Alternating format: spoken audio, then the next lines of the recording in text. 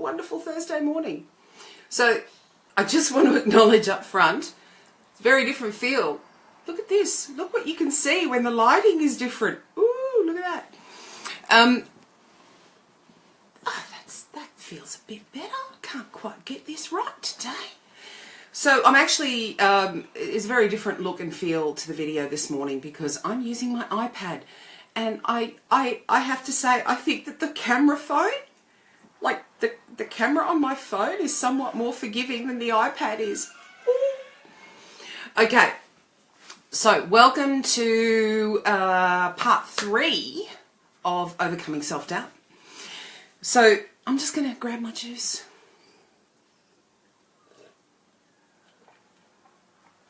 I actually slept a little bit longer this morning, so I didn't have as much time this morning to do what I normally do in the mornings. And I was running around a bit this morning. A bit of a different feel for me. So anyway, part 3 of self-doubt. And once we get to the end of this, I will open it up for a live Q&A. And if anyone has any questions, I have an assortment of tools to assist me in capturing everyone's questions and hopefully answering everyone's questions. But before we go there, we're just going to recap. So we've been focusing on self-doubt this week. Now, what I want to remind you all is that I love dispelling the crap that sits around commonly used terms and looking at it for what it really is. So I'm going to do that with self-doubt as well. Now, I'm actually just going to open this on my phone because I'm not seeing any comments come through, which is not great. Ah, technology is a wonderful thing. Right. Oh, look, there I am, poking at my eyes.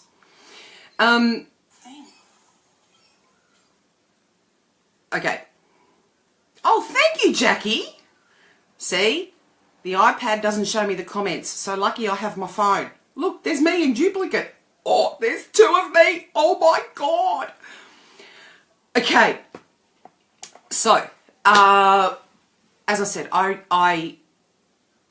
don't like using readily accepted terms when I'm talking to my clients or when I'm trying to get to the bottom of what people are experiencing, because yeah, sure, that they help to identify, but you know, they're also clouded in their own emotional fog.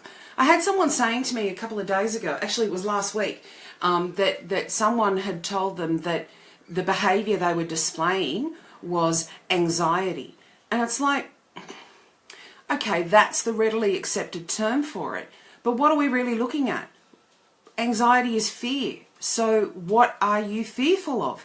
Within 30 seconds, she came up with the answer, and the anxiety was gone. It was gone completely. So let's look at self-doubt the same way. You need to build your confidence, and you need to start trusting yourself. As simple and as complicated as that is. So, where does self-doubt come from? It comes from past experience and fear of the future. Simple.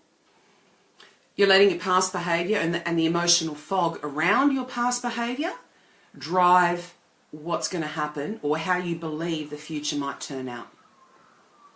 That's it. That's it. If we then get rid of all of that emotional fog and look at the facts of each situation,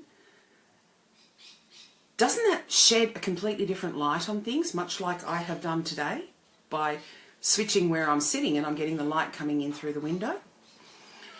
It sheds a completely different light on things.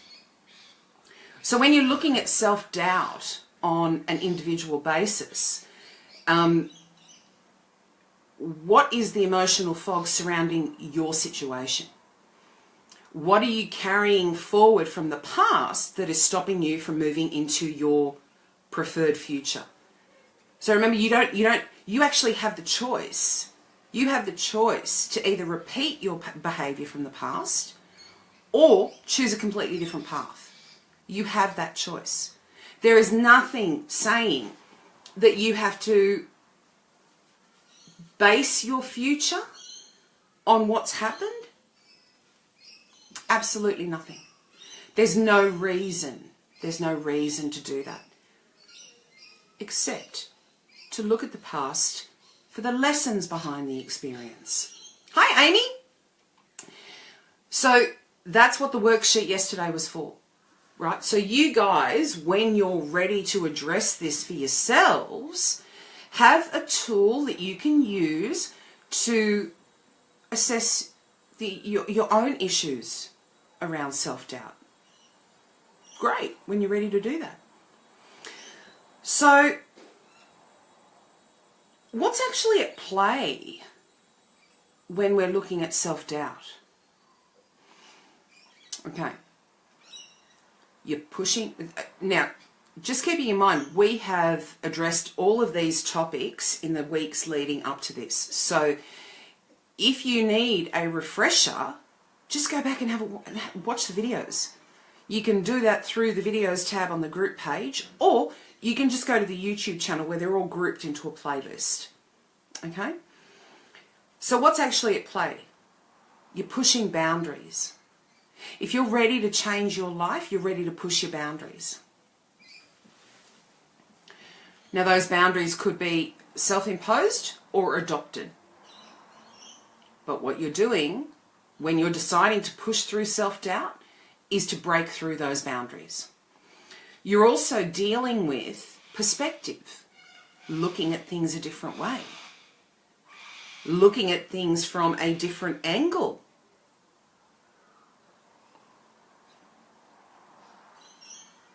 It opens up your mind completely.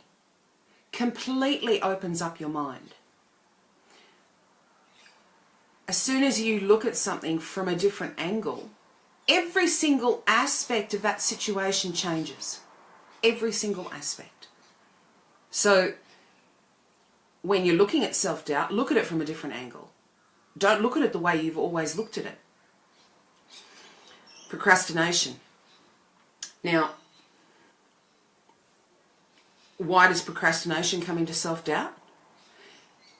It plays a part in the future aspect of self-doubt. What's your why? Why are you doing what you're doing? If you don't have a solid why, then you're going to doubt what you're even doing. So maybe you need to go back and revisit your why. Maybe you need to look at your goals and... You know, I really hate the word goals because, you know, I have trauma associated with goals from my corporate life, and it's not.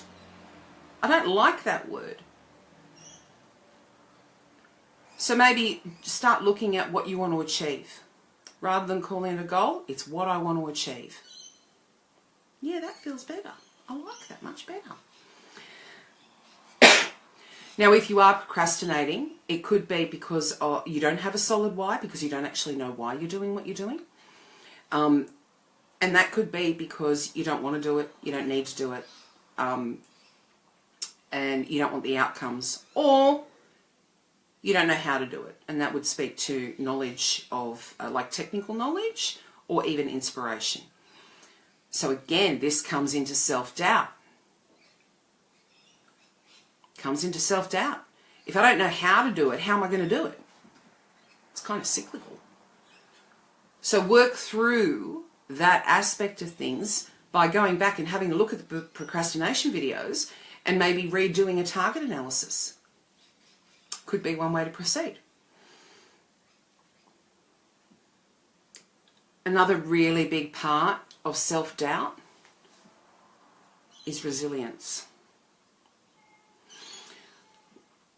when we talked about resilience, I talked about the grieving aspect of the process.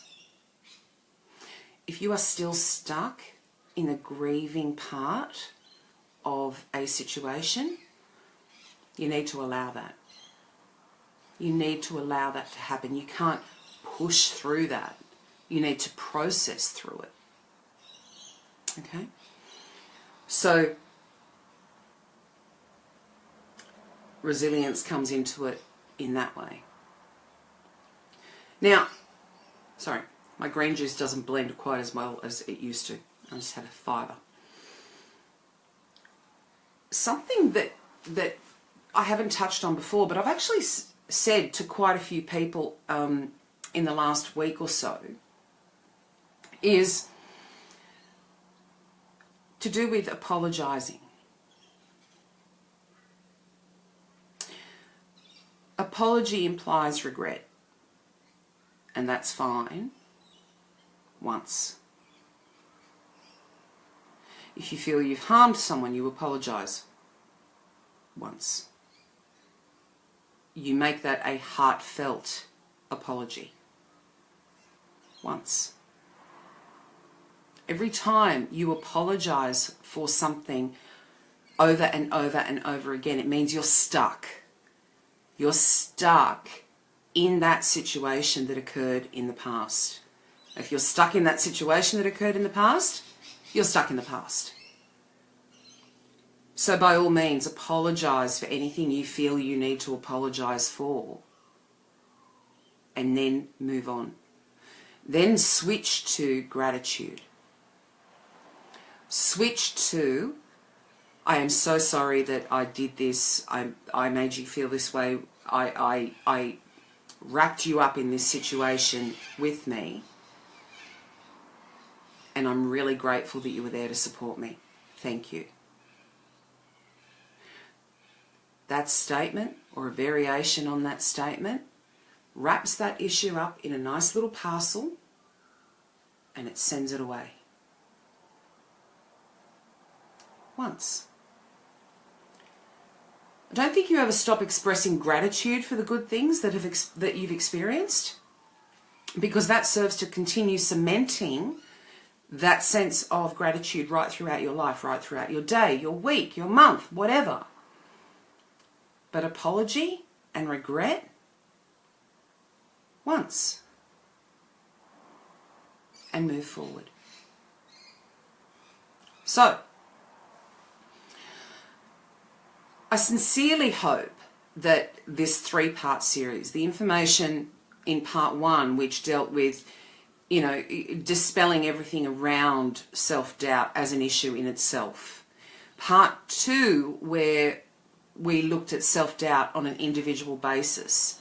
And today's session, where we introduced all of the other aspects that come into self-doubt, such as pushing through boundaries, looking at things from a different perspective, looking at your resilience and whether you're still in a grieving process,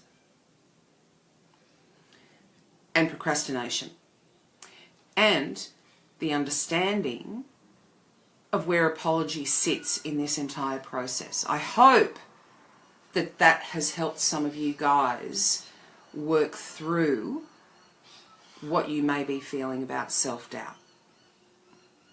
So, I'm actually not sure who's on the call apart from Amy Lee and Jackie, but I'm more than happy to now open it up if anyone has any questions, and we'll see what we can do. So I'm not sure who else is on there. If you want to type a comment saying I'm here to let me know that you're around, and I'll wait for some questions, and I'll take a sip. That was a bit more of a slurp, wasn't it? Okay. Hi, Sharon. Oh, there we go. I'm getting notifications on the iPad now as well, so that's great. Sharon, we've just reached the point of the Q&A part of today's call, so if you have any questions, please type it in. Amy Lee, if you've got any questions, please type them in. Now, this doesn't have to be about, questions about self-doubt. It could be questions about you know, what is this group about? What do I do? Whatever it is that you want to know, just ask. And nothing's coming through. And that's good. And that's fine. Guys, if you do think of something after today's live feed, just post it in the comments. If there's something that you have been wanting to ask for some time, you know, first of all, you can do that anytime you like.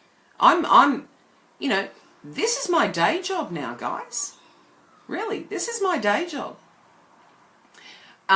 So I'm pretty vigilant in the group.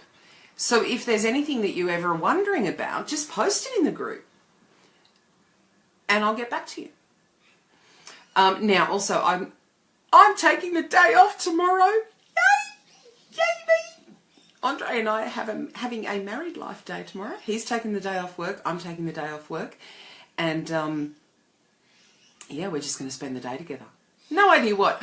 Yeah, you know what I'm going to do? I'm going to go out and buy some new clothes because I don't have any long sleeve t-shirts and it's getting really cold in Sydney. And I get dressed in the morning and go, I don't have any warm clothes. You know, all the clothes that I have are from my corporate life, which I don't have to do anymore. Love it. Okay, guys. Thank you to those who joined in this morning. And as I said, look, if you have got any questions, just type them in the comments box and I'll get back to you. Have an absolutely fabulous day. Mwah. As always, so much love to you all. And I won't see you tomorrow, but I might pop in really, really quickly. Have a great day. Oh, it's Thrash It Out Thursday. I'm going to go and post my song in a minute. Bye, everyone.